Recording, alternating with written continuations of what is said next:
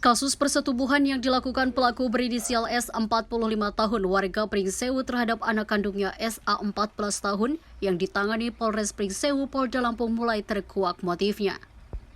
Hal itu terungkap saat pelaku S 45 tahun dimintai keterangan oleh penyidik Unit Perlindungan Perempuan dan Anak Satuan Reserse Kriminal Polres Pringsewu. Dikatakan pelaku S dirinya melakukan perbuatan itu lebih kurang 3 tahun dimulai sejak awal tahun 2020 hingga akhir tahun 2022 lalu dan berlangsung di rumah pelaku yang berada di wilayah Kecamatan Gading Rejo. Pelaku S mengaku sudah puluhan kali melakukan persetubuhan terhadap korban dan perbuatan bejat itu dilakukan di kediaman pelaku sendiri baik saat istrinya sedang keluar rumah ataupun saat ada di rumah. Menurut pelaku S, saat menjalankan aksinya ia tidak melakukan tindakan kekerasan namun hanya dengan memberikan ancaman agar tidak memberitahuan kepada orang lain.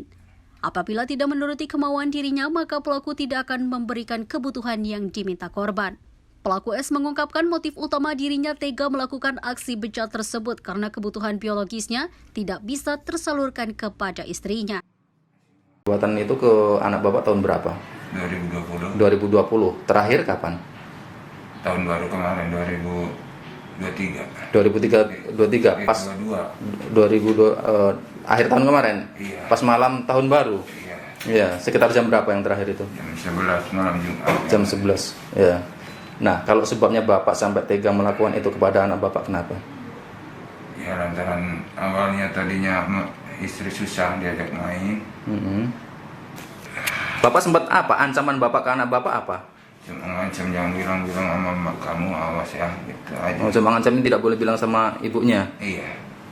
Sementara itu, Kasat Reskrim Polres Pringsewu Ibtu Feabo Adigo Mayora Pranata mewakili Kapolres Pringsewu AKBP Rio Cahyowidi mengungkapkan, tersangka pencabulan itu diamankan polisi di rumahnya pada Selasa, 3 Januari 2023 pukul 2 dini hari.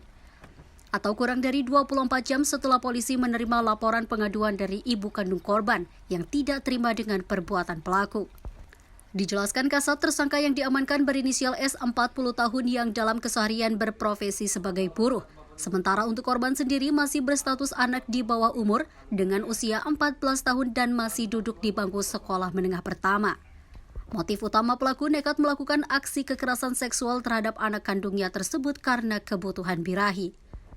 Kasat Reskrim melanjutkan untuk mempertanggungjawabkan perbuatannya tersangka dikenakan pasal 81 ayat 1, 2, dan 3 Undang-Undang Nomor 17 Tahun 2016 tentang penetapan Perpu Nomor 1 Tahun 2016 tentang perubahan kedua atas Undang-Undang Nomor 23 Tahun 2002 tentang perlindungan anak.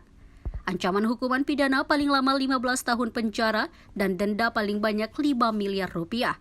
Karena pelaku adalah ayah korban, maka ancaman hukuman ditambah sepertiganya.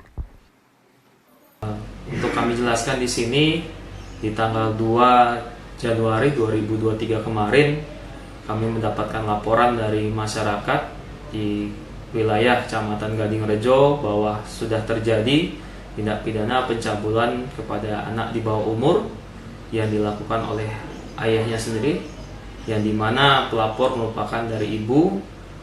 Yang dari kronologis yang kami dapatkan dari keterangan pelapor bahwa sudah dilakukan beberapa kali di tahun 2020 hingga 2022. Kalau untuk artinya dari motif si orang tuanya sendiri, ayahnya ini sampai tega melakukan itu apa itu?